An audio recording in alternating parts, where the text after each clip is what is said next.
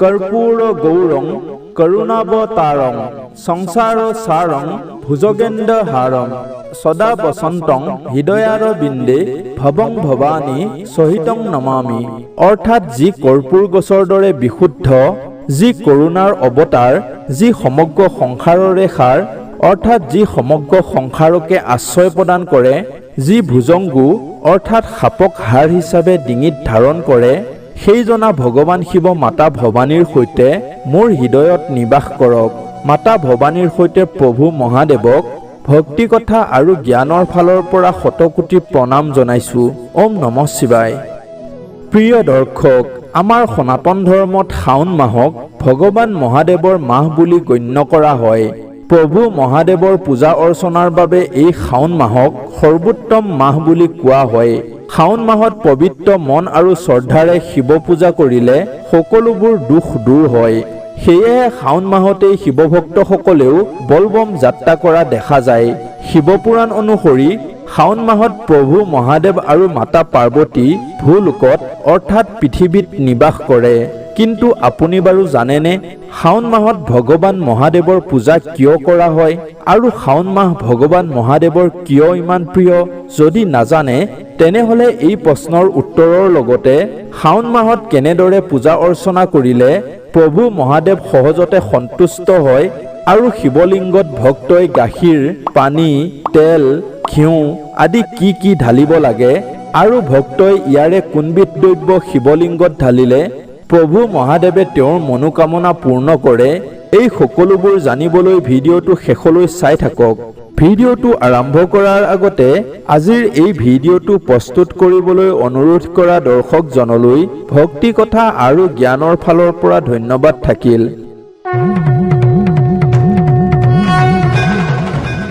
প্ৰিয় দৰ্শক, শাওন মাহ ভগৱান মহাদেৱৰ কিয় ইমান প্ৰিয় এই বিষয়ত কেইবাটাও পৌৰাণিক কথাৰ বৰ্ণনা দেখিবলৈ পোৱা যায়। ইয়াৰে সকলোতকৈ প্ৰচলিত কথা অনুসৰি মাতা সতীৰ পিতৃ দক্ষ প্ৰজাপতিয়ে এবাৰ এক বৃহৎ যজ্ঞৰ আয়োজন কৰিছিল। কিন্তু সেই যজ্ঞলৈ জীয়েক সতী আৰু জোঁৱায়েক শিৱক নিমন্ত্ৰণ জনোৱা নাছিল। তথাপিও মাতা সতী গৈ যজ্ঞস্থলীত উপস্থিত হ'ল। মাতা সতীক দেখি পিতৃ দক্ষ প্ৰজাপতিয়ে ভগৱান মহাদেৱৰ বিষয়ে বিভিন্ন ধৰণৰ অপমানজনক কথা ক'বলৈ ল'লে। পিতৃৰ মুখৰ পৰা তেনেধৰণৰ কথা শুনি মাতা সতীয়ে মনত বৰ দুখ পালে আৰু প্ৰতিটো জন্মতে ভগৱান মহাদেৱক নিজৰ স্বামী হিচাপে পোৱাৰ কামনা কৰি নিজকে যজ্ঞৰ অগ্নিত সমৰ্পণ কৰি প্ৰাণ ত্যাগ কৰিলে। ইয়াৰ পিছতো তাত আৰু বহুতো ঘটনা ঘটিল। সেই সকলোবোৰ যদি আপুনিও বিস্তৃতভাৱে জানিব বিচাৰে তেনেহলে ডিছক্ৰিপশ্যনত গৈ আমাৰ এই ভিডিঅ'টো চাব পাৰিব। কিছু সময়ৰ পাছত মাতা সতীয়ে পৰ্বতৰাজ হিমালয়ৰ ঘৰত মাতা পাৰ্বতীৰ ৰূপত জন্ম ল'লে। সৰুৰে পৰাই মাতা পাৰ্বতী ভগৱান মহাদেৱৰ ভক্ত আছিল আৰু যেতিয়া তেওঁ গাভৰু হ'ল তেতিয়া তেওঁ ভগৱান মহাদেৱক নিজৰ স্বামী হিচাপে পাবলৈ শাওন মাহত কঠোৰ তপস্যা কৰিছিল। তেওঁৰ তপস্যাত সন্তুষ্ট হৈ ভগৱান মহাদেৱে পাছত তেওঁক নিজৰ পত্নী হিচাপে গ্ৰহণো কৰিছিল।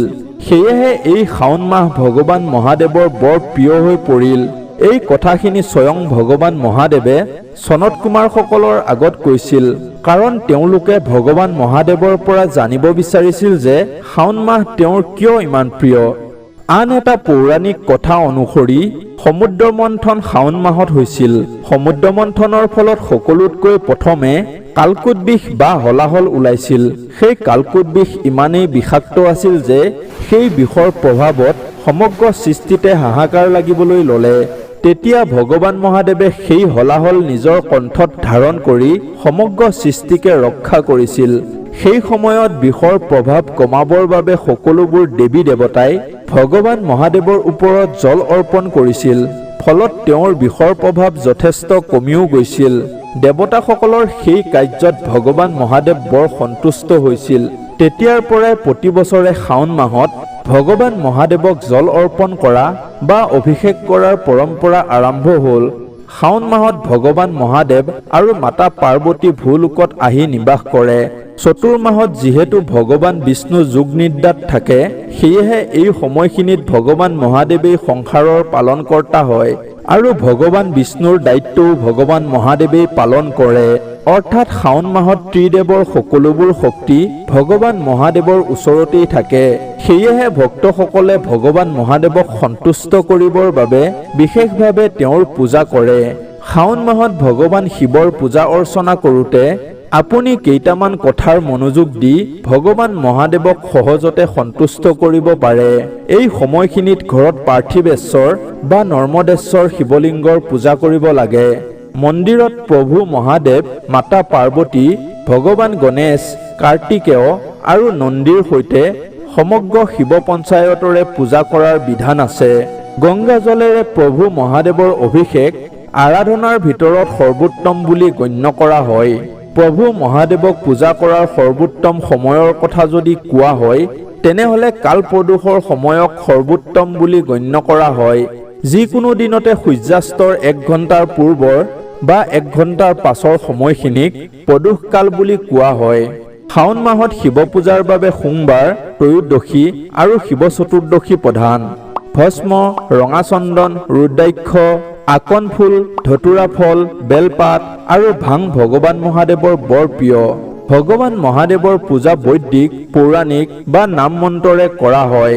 সাধাৰণ লোকে ওম নমঃ শিৱায় বা ওম নমো ভাগৱতে ৰুদ্ৰাই এই মন্ত্ৰৰে শিৱ পূজা আৰু অভিষেক কৰিব পাৰে।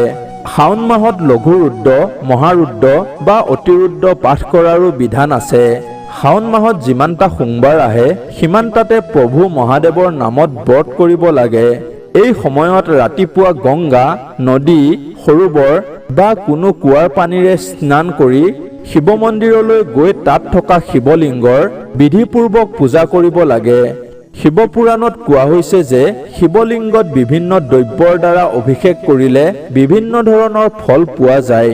যেনে জলাভিষেক কৰিলে বৃষ্টি হয়, কুশ জল ঢালিলে ৰোগ আৰু দোষৰ উপশম হয়, দৈ গাখীৰ ঢালিলে পশু, ঘৰ তথা বাহনৰ প্ৰাপ্তি হয়, কুঁহিয়াৰ ৰস ঢালিলে লক্ষী প্ৰাপ্তি হয়, মৌ মিহলি পানী ঢালিলে ধন বৃদ্ধি হয়, তীৰ্থজল ঢালিলে মুক্তি লাভ হয়, সুগন্ধি মিহলি পানী ঢালিলে ৰোগ নাশ হয়, কেঁচা গাখীৰ ঢালিলে পুত্ৰপ্ৰাপ্তি হয় আৰু ৰোগ শান্তি আৰু মনোকামনা পূৰ্ণ হয়, গংগাজল ঢালিলে জ্বৰ আৰোগ্য হয়, গাখীৰত চেনি মিহলি কৰি ঢালিলে সৎবুদ্ধিৰ প্ৰাপ্তি হয়, ঘি ঢালিলে বংশবৃদ্ধি হয় আৰু সৰিয়হৰ তেল ঢালিলে ৰোগ আৰু শত্ৰু নাশ হয়। প্ৰিয় দৰ্শক, আজিৰ এই প্ৰস্তুতি যদি ভাল লাগিল তেনেহলে ভিডিঅ'টো লাইক কৰক আৰু শ্বেয়াৰ কৰক। অন্য এটা প্ৰস্তুতিৰ সৈতে আপোনালোকক পুনৰ লগ পাম। আজিলৈ বিদায় দিয়ক। ধন্যবাদ। হৰ হৰ মহাদেৱ।